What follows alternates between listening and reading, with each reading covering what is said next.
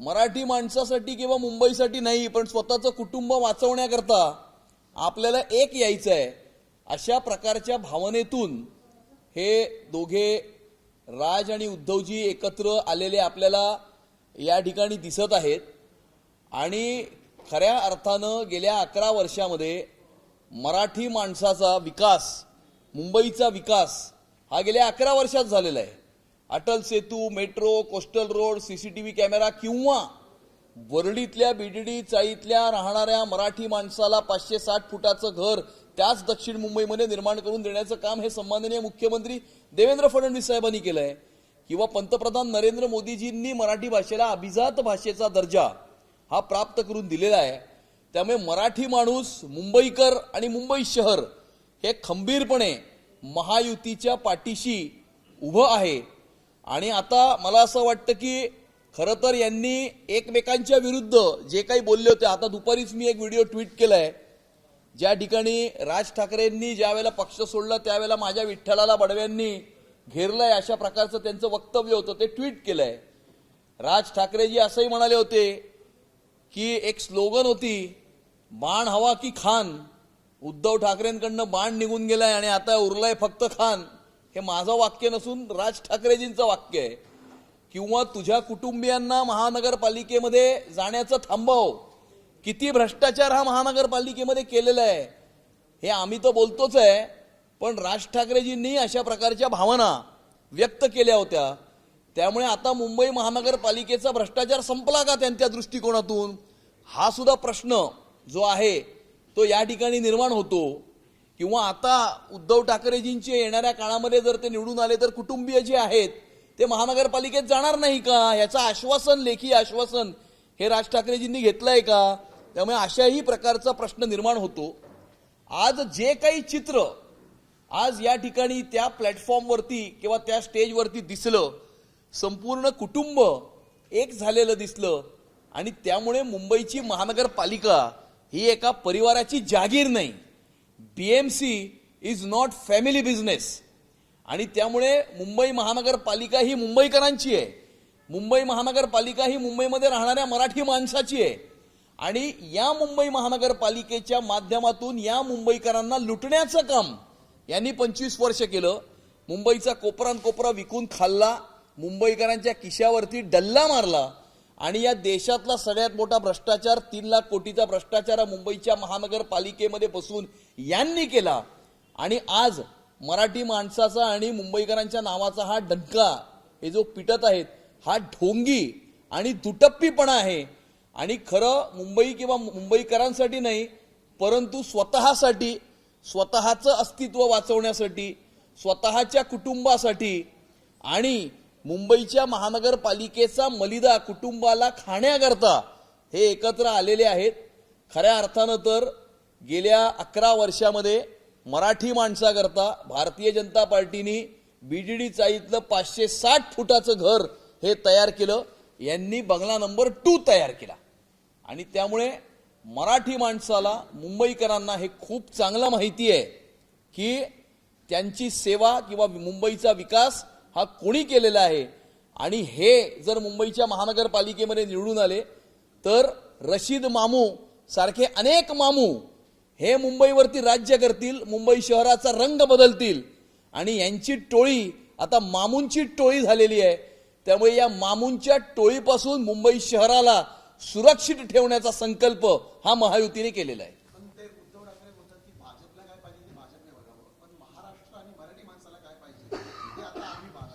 नाही, पण तुम्ही 25 वर्ष का पाहिलं नाही हा मराठी माणूस प्रश्न विचारतोय। मराठी माणूस आणि मुंबईकर हा तुम्हाला प्रश्न विचारतोय की तुम्ही 25 वर्षामध्ये मुंबईच्या महानगरपालिकेमध्ये बसून मराठी माणसासाठी, मराठीसाठी आणि मुंबईकरांसाठी काय केलं? तुम्ही केलेलं एक काम दाखवा। आणि यांनी जर कामं केली असती तर आता यांनी हे सांगितलं असतं की आम्ही मुंबईच्या महानगरपालिकेमध्ये बसून हे केलं, हे केलं, हे केलं। हे तर हेही सांगायला तयार नाहीत की येणाऱ्या 5 वर्षात आम्ही मुंबईसाठी किंवा मराठी माणसासाठी काय करू। फक्त भावनिक आव्हानं, कुटुंबाची आव्हानं मी त्यांना अति नम्रपणे सांगू इच्छितो की आपण एकमेकांच्या घरी सणाकरता जाता, याच्यामध्ये मराठी माणसाला किंवा मुंबईकरांना काही इंटरेस्ट नाही। मुंबईकरांना तुम्ही मुंबईसाठी आणि मराठी माणसासाठी मुंबईकरांकरता काय करणार किंवा काय केलं हे जाणण्यामध्ये रुची आहे. हा काही तुमचा फॅमिली सोप ऑपेरा नाहीये.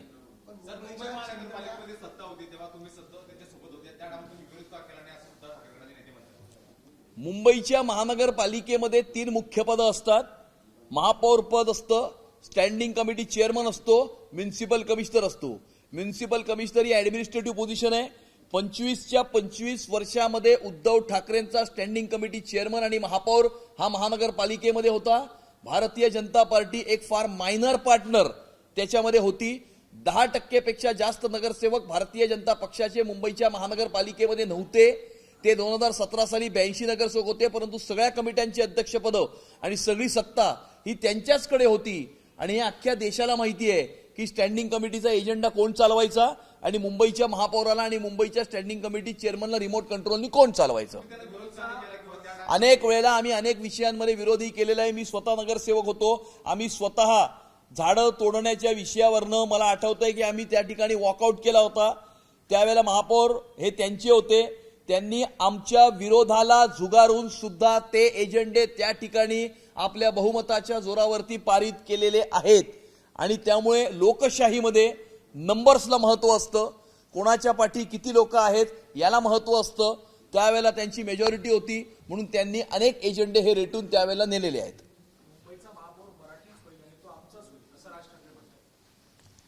मुंबईचा महापौर मराठी होईल हे त्यांनी सांगण्याची आवश्यकता नाहीये. हे सर्वप्रथम मीच सांगितलं होतं. आणि त्यामुळे मुंबईचा महापौर हा मुंबईकरांचा महापौर असेल, मुंबईकरांनी ठरवलेला महापौर असेल. आणि त्यामुळे येणाऱ्या काळामध्ये मुंबईकरांनी त्यांचा स्वतःचा महापौर, महायुतीचा महापौर हा मुंबईच्या महानगरपालिकेमध्ये त्यांना भ्रष्टाचार विरहित प्रशासन देण्याकरता, मुंबई शहराचा विकास घडवण्याकरता, मुंबई शहराला या मामूंच्या टोळीपासून सुरक्षित ठेवण्याकरता विराजमान करण्याचा निर्णय मुंबईकरांनी केलेला आहे. मुंबईच्या ज्या चिंचण्या उडवण्याचे ज्यांचे मनसुबे होते त्यांचेच लोक आता वर बसलेले आहेत असं उद्धव ठाकरे म्हणतात. आणि त्यामुळे आता जर आपण भांडण बसलो तर हुतात्मा स्मारकाचा देखील अपमान करतो. नाही, मला लक्षात नाही. त्यांचं म्हणणं आहे की जे मुंबईच्या लचके तोडू पाहतात, चिंगड्या करू पाहतात त्यांचीच लोक आता बसलेली. मुंबईचे लचके यांनी मुंबईच्या महानगरपालिकेमध्ये तोडून बसून यांनी मुंबईचे लचके यांनी तोडले. मुंबई यांनी लुटली. कोविडच्या काळामध्ये यांनी भ्रष्टाचार केला. मुख्यमंत्री असताना हे घरामध्ये बसले होते, हे फेसबुक ऑनलाईन होते आणि त्यामुळे कोविडमध्येही यांनीच भ्रष्टाचार केला. त्यामुळे खऱ्या अर्थानं जर मुंबईला आणि मुंबईकरांना जर कोणी फसवलं असेल तर ते उद्धव ठाकरेंनी फसवलंय. महायुतीच्या 200 पेक्षा जास्त जागांवरती एकमत झालेलं आहे. उर्वरित 27 जागा आम्ही पेंडिंग ठेवलेल्या आहेत. कारण समोर कोण येतो हे बघून मग आम्ही ते 27 उमेदवार किंवा 27 जागा कोण लढणार हे आम्ही घोषित करणार आहोत. आणि म्हणून मला असं वाटतं की त्यालाच घाबरून त्यांनी आज त्यांचं जागा वाटप जाहीर केलेलं नाहीये.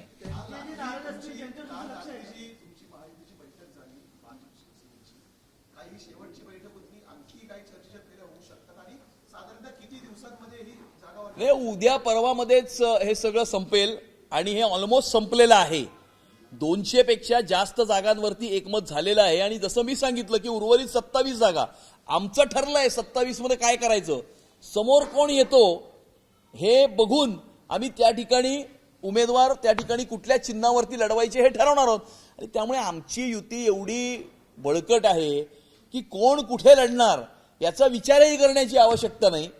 आम्ही विधानसभेच्या निवडणुकीमध्ये आमचे कार्यकर्ते धनुष्यबाणावर लढले, शिवसेनेचे कार्यकर्ते कमळावरती लढले. त्यामुळे आम्ही एकच आहोत आणि आम्ही हिंदुत्वाकरता काम करतो, आम्ही महाराष्ट्राच्या जनतेकरता काम करतो, मुंबईकरांकरता काम करतो. आम्ही स्वतःच्या कुटुंबाला वाचवण्याकरता काम अजिबात करत नाही.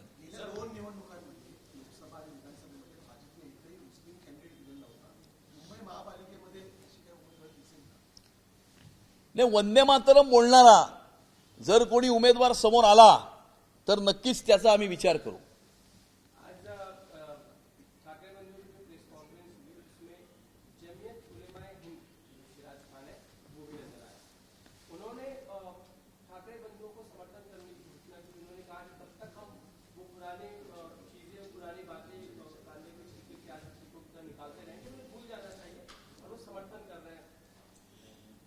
ऐसा है कि उद्धव ठाकरे ने अपनी पार्टी में रशीद मामू नाम के एक व्यक्ति को लिया है जो औरंगाबाद के माजी महापौर है, जिनके ऊपर हिंदुओं के ऊपर हमला करना, पाकिस्तान जिंदाबाद की घोषणा देना, इस प्रकार के आरोप, इस प्रकार के केसेस उनके ऊपर है। ऐसे व्यक्ति को उन्होंने अपनी पार्टी में लिया है और इसीलिए राज ठाकरे और उद्धव ठाकरे की युति होते समय जमाते उलेमाए हिंद के पदाधिकारी वहां पर उपस्थित थे। इससे हमें बिल्कुल भी हमें कोई इसमें परेशानी या सरप्राइज हमें लगता नहीं है, यह अपेक्षित ही है, क्योंकि मुझे ऐसा लगता है कि मामू को साथ में रखने वाली ये मामूओं की टोली है और जिनके प्रचार फेरी में पाकिस्तान के झंडे फहराए गए थे, जिनका प्रचार बम विस्फोट के आरोपियों ने किया था, पाकिस्तान जिंदाबाद के नारे लगाने वाले जिनकी पार्टी में प्रवेश कर रहे, वो मुंबई शहर का रंग बदलना चाहते हैं, वो मुंबई का महापौर एक खान बिठाना चाहते हैं। और ये जो मैं पिछले कुछ समय से ये कह रहा हूं कि मुंबई का महापौर ये खान बिठाना चाहते हैं, ये आज इनके प्रवेश के समय पर या इनकी युति की घोषणा के समय पर ये जमाते उलमा हिंद के पदाधिकारी वहां पर इन्हें समर्थन देने के लिए उपस्थित थे, ये इसी बात का प्रमाण है। लेकिन राज ठाकरे ने यह भी कह दिया कि जो महापौर होगा, जो युति का, वो मराठी आदमी ही होगा, मराठी मानुस ही होगा। ये तो बोलने के लिए है। वैसे तो महानगर पालिका में सत्ता आने के पहले तो ये कहते थे हम मराठी आदमी के लिए काम करेंगे, मुंबई के लिए काम करेंगे। 25 वर्ष उन्होंने कोई मराठी आदमी के लिए काम नहीं किया, इन्होंने वहां पर बैठकर खाली भ्रष्टाचार ही किया। और इसीलिए मराठी आदमी का नाम लेना, मराठी आदमी के नाम को आगे करना और उसके पीछे से रेडिकल फंडामेंटलिस्ट एलिमेंट्स को बढ़ावा देना, उनको ताकत देना, रशीद मामू जैसे व्यक्ति को पार्टी में प्रवेश देना और इस प्रकार की देश विघातक, देश विरोधी, आतंकवादी शक्तियों को ताकत देना, ये इनका रियल एजेंडा है, ये इनका हिडन एजेंडा है।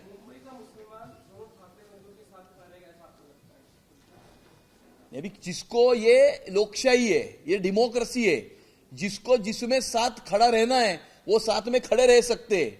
इनके साथ में कौन खड़े थे? इनके साथ में तो बम विस्फोट के आरोपी खड़े थे।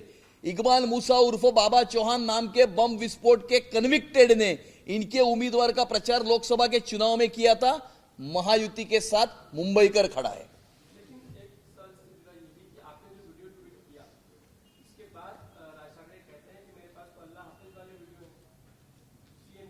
नहीं, तो हमारे पास भी ऐसे बहुत वीडियो है कि इन्होंने एक दूसरे के बारे में जो पिछले 18 वर्षों में जो एक दूसरे की इतनी प्रशंसा की है, वो हर प्रशंसा का एक एक वीडियो मैं रोज आपके सामने प्रस्तुत करूंगा और इनसे ये सवाल करूंगा कि इन्होंने जो जो वक्तव्य किए थे कि उद्धव ठाकरे जी के फैमिली मेंबर मुंबई की महानगर पालिका में भ्रष्टाचार करते, क्या वो अभी उनका मत नहीं है क्या? उन्होंने कहा था कि इनके साथ में सिर्फ खान है, बाण इनके हाथ से निकल गया है, तो अभी वो सत्य नहीं है क्या? इन्होंने कहा था कि माझ्या विठ्ठलांना बडव्यांनी घेरलेला है, तो क्या अभी उस विठ्ठल के आजूबाजू में अभी बड़वे नहीं है क्या? उन्होंने कहा था कि उद्धव ठाकरे के आजूबाजू में कारकुन उनका काम चलाते, तो अभी वो कारकुन नहीं है क्या? ऐसे मेरे पास 100 वीडियो है, मैं रोज एक वीडियो डाल सकता हूं। लेकिन इसको एक जवाब दिया था शुरू में कि इस तरीके के जो हमारे व्यक्तिगत सवाल है वो छोटे हैं, महाराष्ट्र के पर्सपेक्टिव। नहीं, वो व्यक्तिगत नहीं है, वो इन प्रिंसिपल सवाल है, इन प्रिंसिपल सवाल है। अगर वो कहते हैं कि उद्धव ठाकरेंकडनं बाण निघून गेलाय, राहिलाय फक्त खान, ये बहुत बड़ा स्टेटमेंट है। ये स्टेटमेंट का मतलब ये होता है कि देश विघातक, देश विरोधी, समाज विरोधी ताकतें उद्धव ठाकरे जी के साथ खड़ी है। तो क्या आज राज ठाकरे जी का ये मत है कि इस प्रकार की ताकतें उनके साथ में नहीं है? तो राज ठाकरे जी का रशीद मामू के बारे में क्या कहना है, या उद्धव ठाकरे जी के ही पूर्व सांसद चंद्रकांत खैरे का रशीद मामू के बारे में क्या कहना है? और इसीलिए ये उन्होंने वक्तव्य जो है वो खुली सभा में किए हैं, रूम में किए हुए, एक दूसरे के साथ पर्सनल कॉन्वर्सेशन नहीं है। उन्होंने जाहिर रूप से जो घोषणाएं की है, जो वक्तव्य किए, उनको ही मैं उनके सामने एक मिरर के जैसे, एक आईने की तरह मैं पेश कर रहा हूं और उसमें वो अपने ही बोले गए वक्तव्य के ऊपर स्पष्टीकरण दे। और यही है, तो आपके पास वीडियो है, आप निकालो आपके वीडियो, हम निकालते हमारे वीडियो, हो जाने दो वीडियो वॉर। मुंबई की जनता इसको तय करेगी। वीडियो वॉर देखकर मुंबई की जनता ये निश्चित करेगी। लेकिन और मुझे पूरा विश्वास है कि मुंबई की जनता को अच्छा मालूम है कि मुंबई में मेट्रो किसने बनाई, अटल सेतु किसने बनाया, कोस्टल रोड किसने बनाया, सीसीटीवी कैमरा किसने लगाए। और मराठी आदमी को यह अच्छी तरह से मालूम है कि बीडीडी चाल में रहने वाले मराठी आदमी के लिए 560 फुट का घर किसने बनाया। यह भारतीय जनता पार्टी और महायुति ने बनाया। तो मराठी माणूस निर्णय करेगा। हो जाने दो वीडियो वॉर। सर एक सवाल है, जिस तरह से राज और उद्धव ठाकरे की प्रेस कॉन्फ्रेंस हुई, मुख्यमंत्री जी का बयान आया कि इन्होंने जो मराठी जनता है उसको मुंबई से बाहर भगाने का काम किया और उत्तर भारतीय गैर मराठी जनता की पिटाई की। क्या आपको लगता है कि 227 किसने बयान किया? गैर मराठी जो उत्तर भारतीय जनता की इन्होंने पिटाई की और मराठी जनता को मुंबई से बाहर भगाया, ऐसा फडणवीस सर ने कहा। तो क्या आपको लगता है कि 227 जो वार्ड हैं इसमें जो मराठी बहुल वार्ड है वहां पर एक कॉम्पिटिटर दोनों ठाकरे बंधुओं के रूप में आपके सामने आया? देखिए, इस मुंबई शहर में अनेक वर्षों से जो व्यक्ति रहता है, वो कोई भी भाषा बोलता हो, किसी भी धर्म का हो, इस देश के किसी भी प्रांत से आता हो, किसी भी संस्कृति का हो, वो अगर मुंबई में सालों साल से रहता है और मराठी भाषा बोलता है और मराठी भाषा का सम्मान करता है, तो वो सब हमारे लिए मराठी है। ये हमारा मत है। भाषा यह संपर्क का माध्यम होती है, संघर्ष का नहीं, ये भी हमारा मत है। और इसीलिए भाषा के आधार पर, प्रांतवाद के आधार पर समाज को बांटने का षड्यंत्र कुछ लोग इस मुंबई शहर में कर रहे हैं। आने वाले समय में मुंबईकर जनता जो है, इनका जो षड्यंत्र जो है वो समझ चुकी है, पूरी तरह से उसने देख लिया है। और आने वाले समय में इसका करारा जवाब इनको महानगर पालिका के चुनाव में मुंबईकर जनता जरूर देगी। एबीपी माझा, उघडा डोळे बघा नीट।